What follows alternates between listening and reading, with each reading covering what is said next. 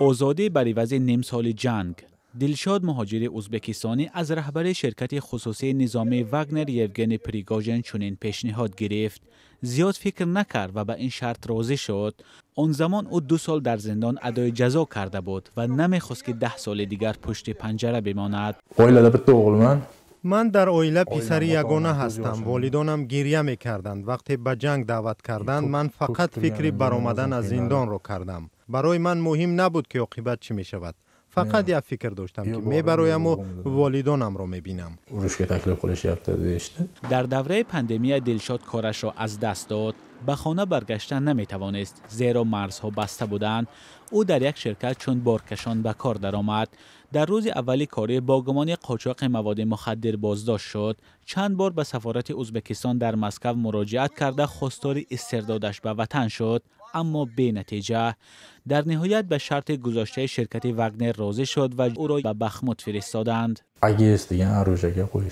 با من یراقی اگیس دادند. آن از پولمیات هم کلانتر است. وقتی آن را به دست گرفتم فکر کردم که من یک جنایتکارم. باور نمی کردم که سلاح واقعی است در دست. بنا به آمارها در جنگ برای بخموت تقریباً 20,000 جنگیان واگنر کشته شدند. به گفته دلشاد از زندان آنها همراه با او 93 محبوس دیگر قرارداد جنگ را امضا کردند. کمتر از نصف آنها زنده ماندند. من حتی تصور نمی کردم که می بینم چی طور فرزندان آدم کشته می شوند. کوشش می کردم فکر کنم که این همه خوب است. من تا حال به یاد نمی آورم که آنجا چی گذشت. نمی خواهم. بعد 6 ماه جنگ دلشاد طبق وعده عفو شد و به زندگی عادی برگشت. حالا مردکاری میکند.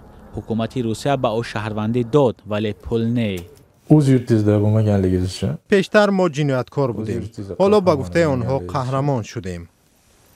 به گفته دلشاد حالا در محبس‌های روسیه 1000 زاده کشورهای آسیای مرکزی ادای جزا می‌کنند. ازبکستانی‌ها برای ادامه ادای جزا به کشور خود استرداد نمی‌شوند. بین دو کشور چنین سازشنامه نیست. من از پرزیدنت کشور خواهش می‌کردم که شهروندان ما را از زندان‌های روسیه به وطن برند. اینجا آنها خویش و تبار و آدمی نزدیکی ندارند. می‌خواهم آنها به کشور برگشته آنجا طبق قانون ادای جزا کنند. قانون‌های ازبکستان هم مثل تاجیکستان شرکت شهروند این کشور را در جنگ دولت‌های دیگر منع می‌کند.